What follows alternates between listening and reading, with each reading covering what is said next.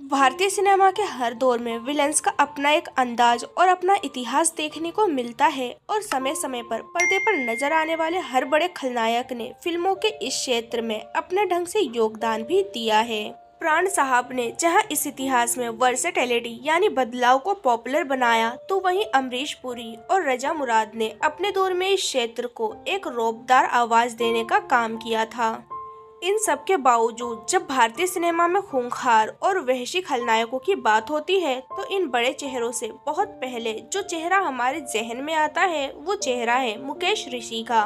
मुकेश ऋषि का जन्म 19 अप्रैल 1956 को जम्मू के कठुआ जिले में हुआ था। इनके पिता स्टोन क्रशिंग यानी पत्थर तोड़ने का काम किया करते थे, जो इनका फैमिली बिजनेस भी हुआ करता था। अपनी शुरुआती पढ़ाई मुकेश ऋषि ने जम्मू में ही पूरी की थी और क्रिकेट बहुत अच्छा खेलते थे और स्कूल स्तर पर कई प्रतियोगिताओं में भाग भी लिया करते थे। क्रिकेट में अपनी दिलचस्पी के चलते इनका दाखिला स्पोर्ट कोटे से पंजाब यूनिवर्सिटी में हो गया था और जल्द ही मुकेश ऋषि कॉलेज क्रिकेट टीम के उप कप्तान भी बन गए थे। कॉलेज के दिनों के दौरान ही इनकी रुचि फिल्मी दुनिया में भी बढ़ने लगी थी, जिसका सबसे बड़ा कारण था इनकी हाइट और पर्सनैलिटी, जिसे देखकर हर कोई इन्हें फिल्मों में काम करने के लिए कहता था। कॉलेज की पढ़ाई पूरी करने के बाद मुकेश ऋषि मुंबई आ गए और फैमिली बिजनेस में अपने पिता और बड़े भाई का हाथ बटाने लगे, लेकिन कुछ समय तक ये काम करने के बाद भी इनका मन इस काम में नहीं लग रहा था। फैमिली बिजनेस को छोड़कर मुकेश ऋषि काम की तलाश में फिजी आ गए,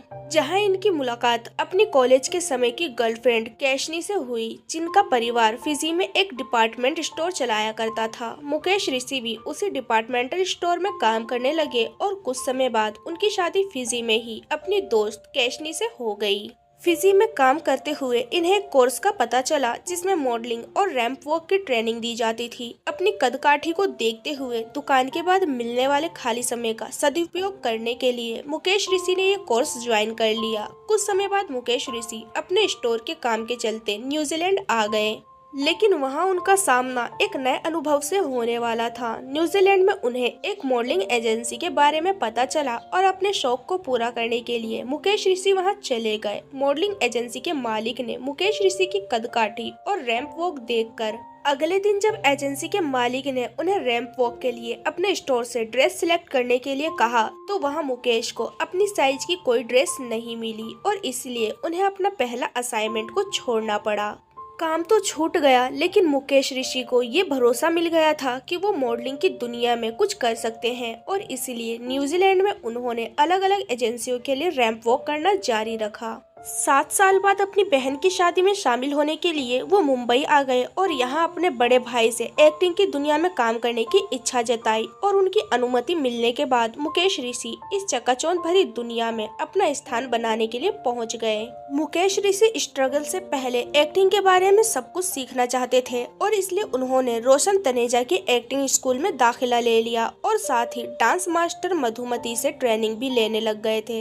रोशन तनेजा के एक्टिंग स्कूल में एक एक्ट के दौरान आयशा जुल्का के साथ अपने एक सीन को करते समय मुकेश ऋषि इस तरह से उसमें डूब गए कि उनकी आंखों से आंसू निकलने लगे थे। 6 महीने के अंदर ही एक अभिनेता में इतनी प्रवक्ता को देखकर रोशन तनेजा ने मुकेश ऋषि से कहा कि अब तुम फिल्मों में काम करने के लिए तैयार हो, बाकी एक्टिंग तुम्हें वक्त, हालात और अनुभव अपने आप ही सिखा देंगे। इसके बाद शुरू हुआ मुकेश के स्ट्रगल का दौर, जिसमें इन्होंने थम्स अप और च्यवनप्राश की कंपनियों के एड्स में भी काम किया था और इसी बीच संजय खान अपने TV serial the sword of Tipu Sultan पर काम कर रहे थे, जिसमें उन्होंने काम की तलाश में भटक रहे मुकेश ऋषि को मीर सादिक नाम का किरदार निभाने को दिया। इस किरदार से उन्हें पहचान तो नहीं मिली, लेकिन कैमरे को फेस करने का अनुभव और एक्टिंग की कुछ बारीकियों का ज्ञान उन्हें हो गया था। इसके बाद मुकेश ऋषि घायल और हमला जैसी फिल्मों में भी छोटे किरदारों में नजर आए, जिसके बाद साल 1993 में डायरेक्टर प्रियदर्शन की फिल्म गर्दिश में इन्हें बिल्ला जलानी के किरदार में देखा गया था। भारतीय सिनेमा में जहां हर कोई हीरो बनने का सपना लिए आता है, तो वहीं मुकेश ऋषि शुरू से ही अपना करियर एक विलन के तौर पर बनाना चाहते थे। इससे जुड़ा एक किस्सा कुछ यूं है कि एक बार मुकेश ऋषि फिल्म निर्माता यश चोपड़ा से मिलने गए थे। वहां यश चोपड़ा ने मुकेश से उनके काम के बारे में पूछा, तो उन्होंने कहा कि वो विलेन का रोल करना चाहते हैं। इसके जवाब में यश चोपड़ा ने कहा कि उनकी फिल्मों में विलन जैसा कुछ होता ही नहीं है। अगर कोई रोमांटिक फिल्मों में रोल चाहिए तो बताओ। मुकेश ऋषि ने बॉलीवुड फिल्मों के अलावा तेलुगु, मलयालम, कन्नड़, भोजपुरी और पंजाबी फिल्मों में भी काम किया है, जहां हर साल उनकी 3 से 4 फिल्में रिलीज होती हैं।